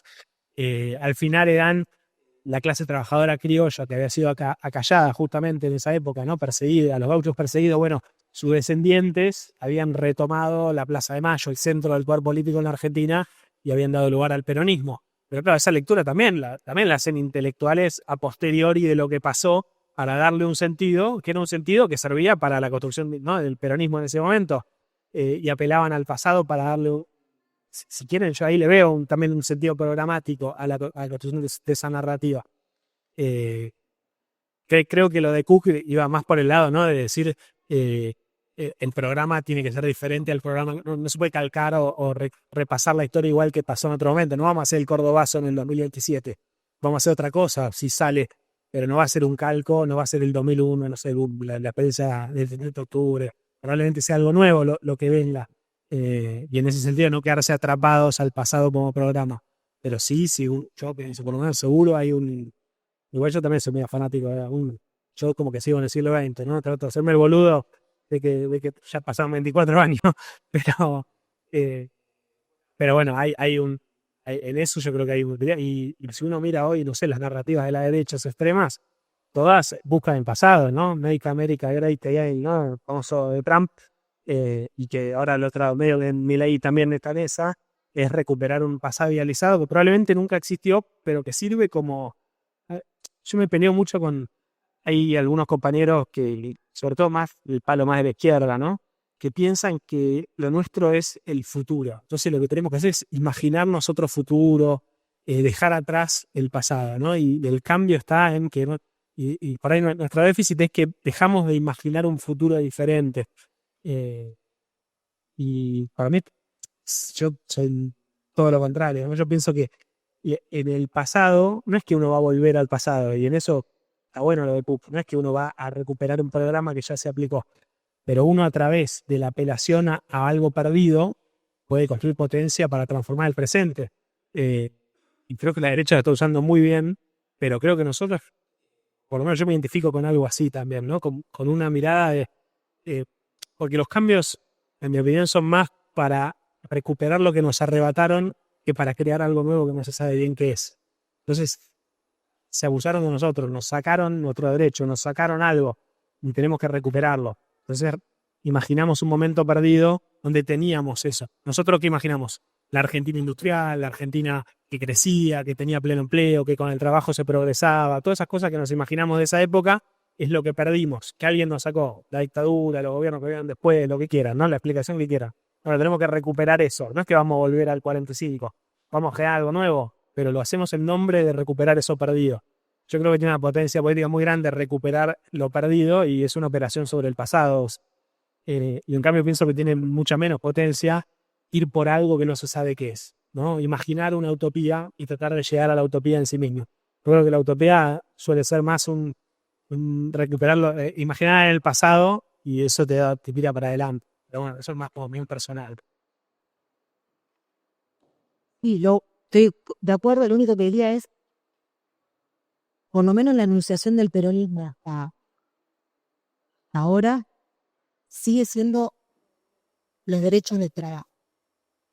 Derechos que no tienen la mitad de los trabajadores argentinos. Quiero decir, estoy completamente de acuerdo que el pasado puede nutrir el presente. Ahora la pregunta es si no nos quedamos únicamente con una narración del pasado, negando profundísimas transformaciones que ha vivido el pueblo argentino, y que ya hablar de derechos, ¿a cuántos interpela? Pero ¿a cuántos interpela no en el sentido simbólico? ¿A cuántos interpela de que cuántos argentinos hoy tienen vacaciones pagas? ¿No? En ese sentido, me parece que hay un movimiento entre pasado y presente que hay que hacer para que sea para que sea interesante ese vínculo, ¿no? Que no sea reproducir en una sociedad ya transformada, sino una apropiación de ese pasado que produzca algo, ¿no? Esa es mi única duda, ¿no? ¿Cuánto de mirarnos en ese pasado no está de alguna manera también negándonos a ver las novedades de este presente? Hay un sujeto histórico distinto, podemos decir. Es reconocible en el tipo, mientras lo estamos viviendo, podemos reconocer qué tipo de sujeto histórico somos. Podemos reconocernos como sujetos históricos en el presente. Retomando lo que decía Gaby de un pueblo que se lee hasta 1810. No, yo adhiero un poco a la idea de que hay descamisados del siglo XXI y que si no vemos eso, es difícil. Bueno, de hecho es una de las discusiones, creo, que tienen más fuerza de revisar el pasado reciente, de la experiencia del peronismo reciente, ¿no? De cómo se imaginan a su propia base social, a los propios trabajadores. ¿Cómo es la clase trabajadora realmente existente? Y creo que en eso, ahí sí, pues, tenemos que ver, sí, ya, creo que ya poco a poco se ve más. Pero es verdad que hace 10 años era muy difícil esa discusión. Y me parece que sí se fue, que además la genialidad de un liderazgo es saber interpretar eso. O sea, a lo mejor nosotros no lo vemos, pero si va a surgir un líder entre nosotros en el gran campo nuestro, va a ser el que pueda interpretarlo de alguna manera. Y no solamente me refiero a la exclusión, sino también a esto, ¿no? Hace poquito vieron, Ofelia Fernández estaba haciendo un documental sobre cómo es el trabajo, digo esto porque decía Julia hace un rato, ¿no? Esta discusión, ¿no? ¿Qué pasa con alguien que no quiere ser un trabajador formal, sindicalizado, con un régimen laboral tradicional, trabajar 8 horas por día y prefiere un trabajo en economía de plataforma?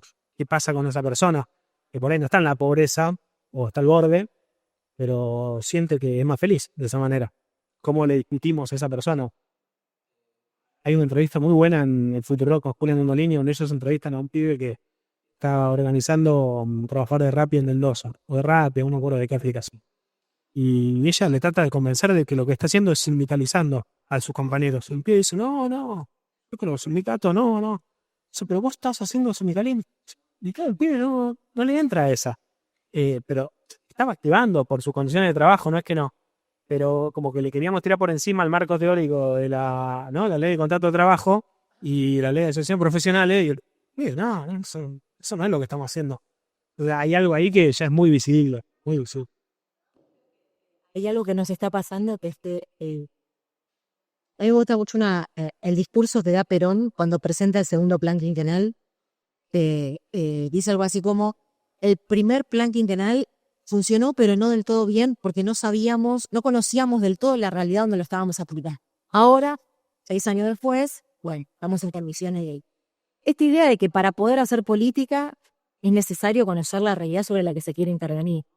A mí me da la sensación que quedamos lejos de sin conocer esa realidad sobre la que queremos intervenir, ¿no?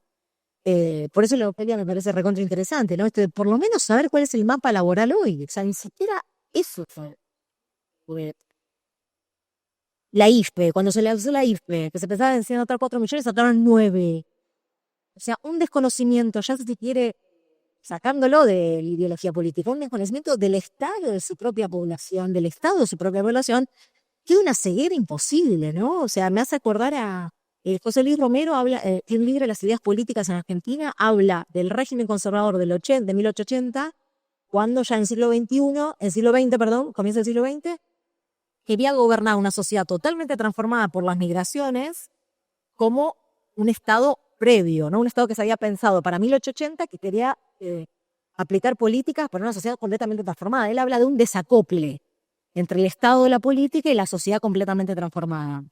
No sé si no estamos en eso. Creo que los libertarios son mucho más lectores de época que nosotros, ¿no? Me parece que nosotros ni siquiera estamos todavía en términos de entender la transformación profundísima, la transformación que vivió la Argentina, ni siquiera sabría fecharla desde cuándo, pero hoy la población argentina no es la misma que en los 2015. Sin duda la pandemia fue algo brutal para el trabajo, para la economía, y me parece que estamos lejos de poder entender sobre qué realidad queremos iterar. Y me parece que si no tenemos eso, bueno, no solamente no vamos a poder tener una promesa económica, política, sino que ni siquiera vamos a poder entender con qué lenguaje hablar, no en qué conversación queremos intervenir. Soy muy pesimista, pero Bueno, yo venía pensando un poco que en lo que mencionaron al principio, hablaron bastante del nacionalismo, lo fueron poniendo de utilizados. En estos momentos que fueron charlando. Y lo que venía pensando primero es como en el siglo XXI, algo que me parece que el campo nacional y popular, que el peronismo ha dejado un poco de lado, es el antiimperialismo, primero que nada, ¿no?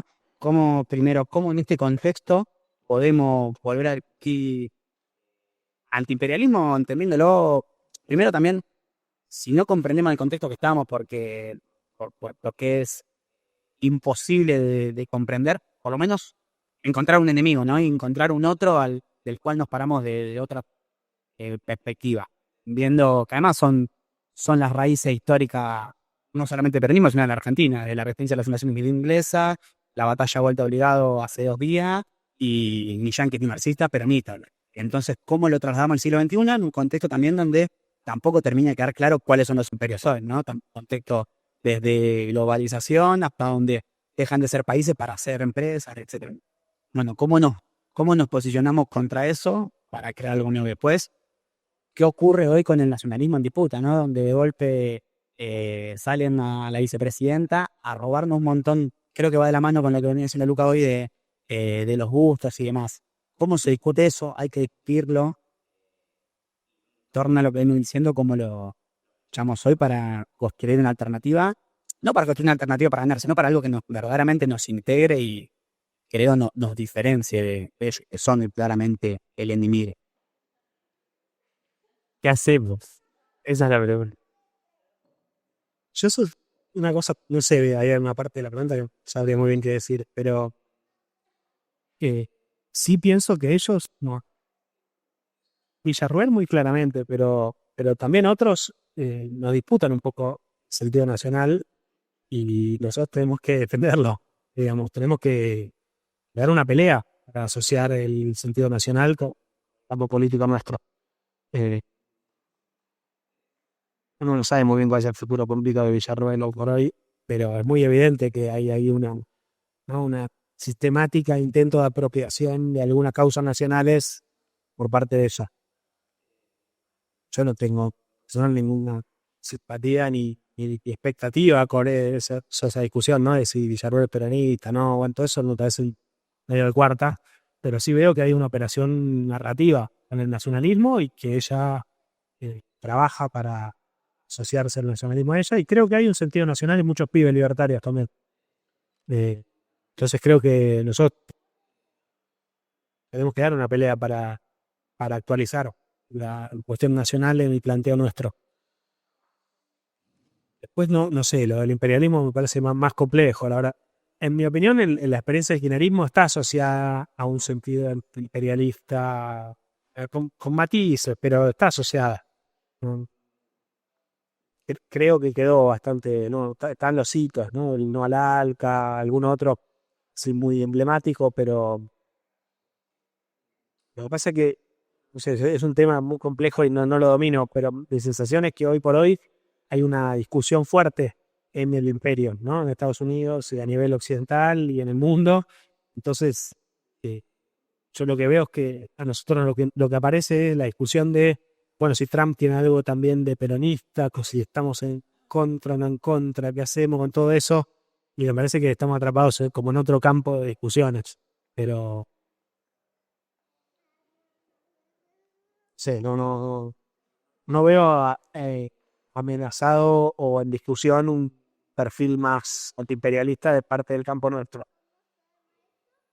No lo siento en peligro eso. Y si tiene un peligro, creo que los libertarios nos interpelen a muchos pibes con eso y tenemos que frenar ese. Pero si a los campos nuestros, bueno, el de Madrid, opinión, pero ya veo, no sé, veo un gobernador de la provincia que podemos ver muchas discusiones, pero no me parece que haya problema por ese lado. Sí, es por eso. Y en las discusiones del peronismo creo que hoy no está planteado ese problema. Pero bueno, por ahí me equivoco, es tema que no domino demasiado. Eso. Digo, así pensando en voz alta. Había una encuesta que decía en América Latina por país la nacionalidad del cantante más escuchado. Y en la Argentina, ¿en la Argentina era puertorriqueño? Sí, Terrible. Terrible. eso mismo dijeron. Por aparte, ¿quién es cantante puertorriqueño hoy? Ricky Martin. ¿Quién? A esta gente la matá. Creo que Bad Bunny, pero no pongo la mano en el fuego. Pero una cosa más regional era incluso. Que era más regional, pasaba en todos los países. Pero el de Chile era Japón. Coreano. Corea. Sí. No, yo quería decir el toque que me parece que salvo la vertiente Menem del peronismo, después el peronismo siempre fue profundamente nacionalista, ¿no? Y me parece que está habiendo toda una movida respecto de volver a leer a Perón, ¿no? La comunidad organizada de pronto se volvió a leer. O sea, yo en mi militancia jovencita no leí la comunidad organizada. Y ahora se está leyendo la comunidad organizada y me parece genial. Pero digo, evidentemente hay una búsqueda más allá de Guillermo Moreno y la doctrina. Sacando eso, quiero decir, o no sacándolo, pero digo, también como un síntoma de que efectivamente hay una búsqueda dentro del peronismo para repensarnos, para ver de dónde sacar herramientas. Que no es chiste, me parece, haber pasado un gobierno que en nombre de la justicia social aumentó la pobreza, ¿no? Que en nombre del feminismo fajaba a la mujer. Quiero decir, hay algo de la palabra política del peronismo que quedó muy endeble. Y que me parece que todavía hay que hacer un ejercicio por volver a poner la autoridad política de la palabra del peronismo. Eso es un trabajo inmenso, ¿no? Es un trabajo inmenso que no sé cómo se sale de eso. Porque para colmo, bueno, ¿no? El peronismo está en la que está, ¿no? Que bueno, los políticos, las internas y todo lo que ya sabemos. Con lo cual, quiero decir, me parece que hay un trabajo para hacer de devolverle veracidad a nuestra palabra y a nuestra narración, que después cuando vamos a la búsqueda de la palabra de Perón, de la palabra de Eva, lo de la nación aparece en primerísimo plano porque está ahí, ¿no? Porque está ahí. No sé si hay que hacer tanto esfuerzo por buscar el nacionalismo dentro de las propias raíces del peronismo, porque está. Me parece que el trabajo es todavía poder superar, no sé si la palabra es superar, pero digo, poder hacer algo con lo que hicimos hasta diciembre del año pasado, ¿no? Que parecemos que dijimos demencia y no pasó, y eso no es posible, porque para la población no es posible. Estoy gobernado hasta diciembre del año pasado cuando había no sé cuánta inflación, entonces hay que hacer algo con eso, hacerse cargo de eso y en todo caso ver cómo volvemos a darle sentido a nuestra palabra, ¿no? Volvemos a darle valor a nuestra palabra política. De nuevo, insisto, me parece que tanto el nacionalismo como el antiimperialismo son cosas que están en la cultura popular del peronismo y en la palabra de Perón y en la palabra de Eva. Entonces no sé si tenemos que hacer tanto. Sí, quizás el ejercicio sea pensar cómo se amolda eso a un capitalismo transnacional como que le estamos viendo ahora. Pero bueno, eso será una vez que tomemos el avión. Y tengamos una promesa. ¿Hacemos una más? Si quieren, si no, capaz quedó muy claro y acá salimos todos sabiendo qué hacer. Dale nomás. Yo tengo una porque recién nombraba Julia la comunidad organizada. Cuando nosotros le pusimos comunidad ferroviaria, retomando esa idea, Y, y recién decías, bueno, antes no se leía tanto y ahora que se vuelve a leer. ¿Por qué creen que se vuelve a leer eso?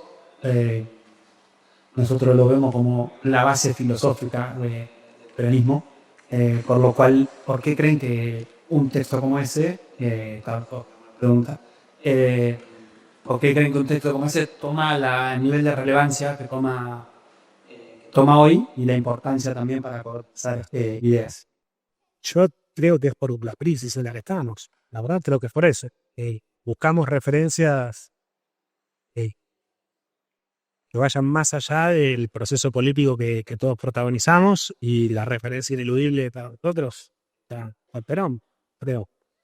Lo cual es buenísimo, me parece, ¿no? Tener eso. Si no tuviéramos, no sé qué íbamos a buscar, ¿no? A lo mejor tenemos que ir a leer sobre Rosa, qué sé yo. Está bien, también se puede. Y también hay un poco una búsqueda trasciende, ¿no? O sea, a mí lo que me lleva a pensar esa pregunta es cómo nuestro campo político tiene una genealogía, ¿no? La historia y la parte positiva que tiene eso. En el caso de Perón, además, hay algo que es muy notable, que es que él era también un intelectual de su manera. O sea, son profesores, así tienen, ¿no? Entonces, y un escritor, usos. Es muy, muy impactante porque uno compara con otros movimientos nacionales y populares y no siempre hay una figura que sistematice una doctrina, ¿no? Además de llevarlo a la práctica. Y es tipo a tiempo real, ¿no? Siempre la preocupación por lo doctrinario, la sistematización, con publicar en las masas, ¿no? La unidad de concepción para poder llevar adelante la política. Esto que decía Julia Locke, del plan quinquenal, ¿no? Que todo el pueblo tenga que tener conciencia de qué es lo que se busca, qué es lo que busca el país, para que entonces tu pequeño aporte tenga sentido en un marco más colectivo. Bueno, todo eso a mí me parece una cosa, un gran valor de nuestra tradición política.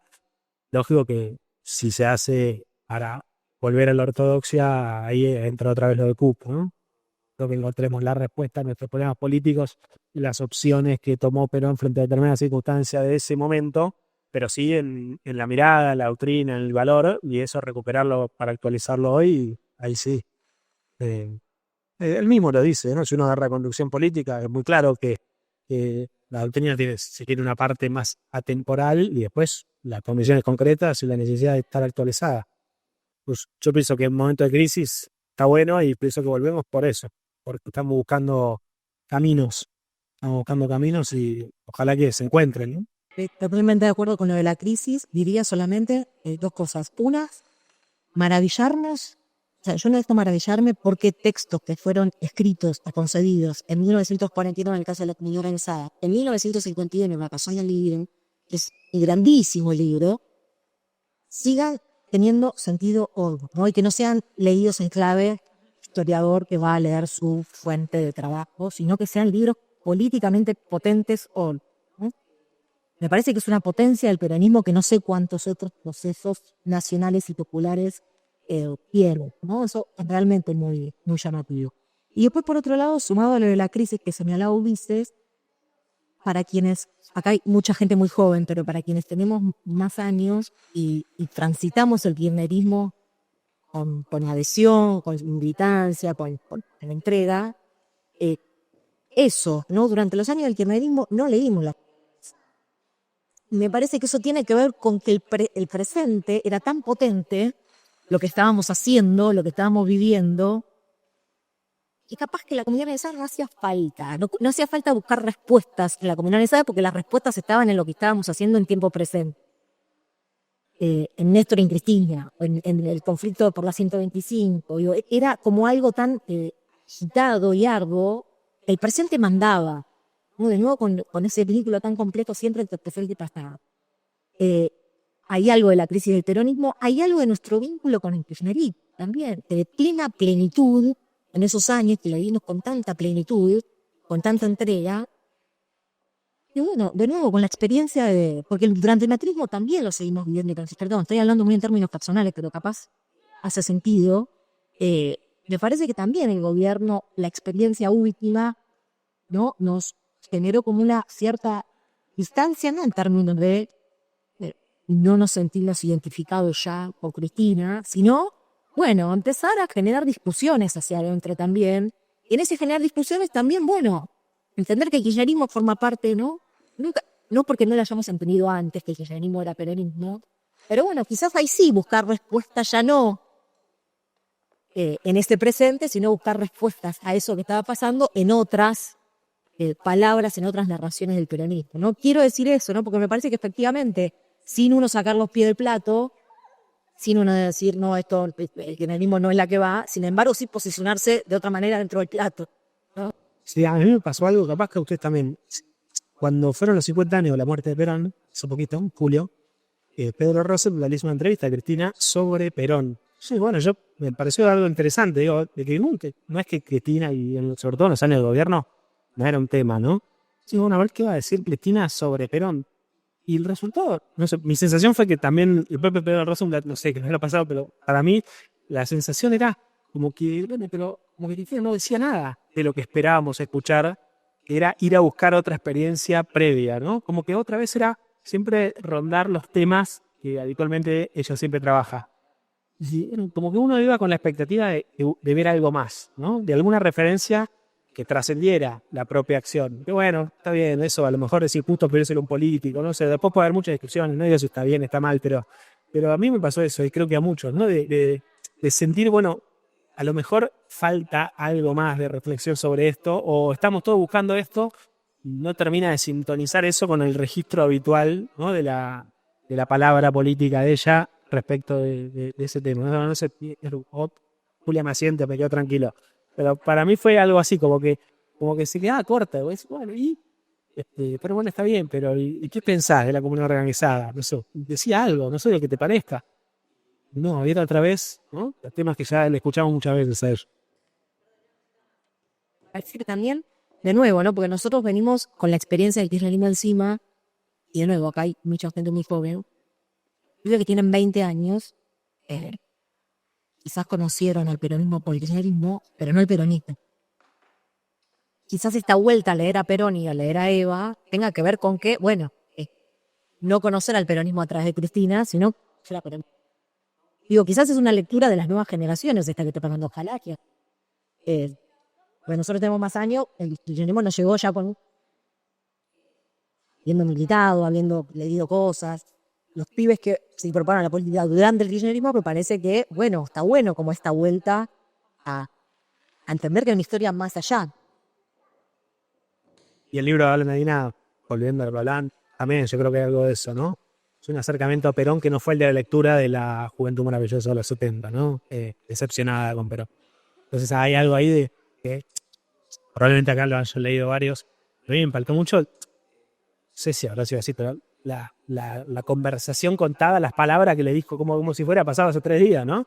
Y esos los momentos de mucho emocionalmente muy fuertes, ¿no? Cuando le habla de su hermano, Fernando, varios momentos, según cuando llegan el 17 de noviembre, varios momentos del libro que son muy impactantes, que vos sentís que conocés de verdad Perón, que está ahí Perón hablando.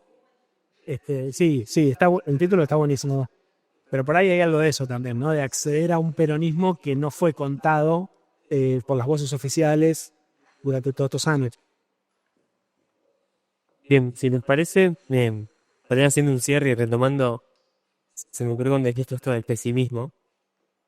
Miré en el lugar que estamos en galpones ferroviarios que fueron parte de la columna vertebral de un modelo de país que no existe más, que quedaron abandonados y llenos de este pesimismo que produjo el neoliberalismo, lleno de infestación, y bueno, que en ese lugar, en el margen que quedó en el neoliberalismo, bueno, se inventó esto que es la comunidad ferroviaria, que para el que no lo conozca, le invitamos a conocer qué funciona acá, las cooperativas, los eventos culturales, el plan FIN en distintas instancias de educación y de formación. Perdón, me distraje. Y bueno, y ahí mismo creamos este multimedio trinchera, que bueno, es eso, desde los márgenes intentamos hacer comunicación, que es lo que nos sale a hacer. En estos tiempos difíciles creamos algunos mecanismos para sostenernos, los recibieron en la puerta para venderles una rifa, se van a sortear unos premios que lo vamos a hacer en unos minutitos, estamos sorteando una rifa para diciembre creamos un mecanismo que es la comunidad ferroviaria, que era no solo necesitamos que nos banquen por lo que decimos, sino en ese momento tan difícil nos juntamos, pensamos qué necesitamos y creamos una comunidad que dé respuesta a nuestras necesidades. Entonces, con un aporte mensual mínimo, muchos de nosotros nos garantizamos la birra que nos tomamos al mes, el libro que nos compramos una vez cada 2 meses, bueno, y así creamos diferentes mecanismos y, bueno, producto de esto que es intentar ser creativos, intentar tomar algunas experiencias pasadas para replicarlas. Nosotros lo hacemos desde la comunicación, otras personas lo harán desde la historia, otras personas lo harán desde otros ámbitos, pero bueno, les invitamos a que esto no quede acá, a que tengan la comunidad ferroviaria, que mañana escuchen Radio Trinchera, que va a haber un gran programa de internacionales, que lean Revista Trinchera, donde van a encontrar noticias, análisis, información que no va a haber seguramente en otro medio, o al menos no de ese enfoque, y que nos acompañen en siguientes instancias como estas que tuvimos, y agradecerles a Julia Ulises por venir hasta acá. Muchas gracias.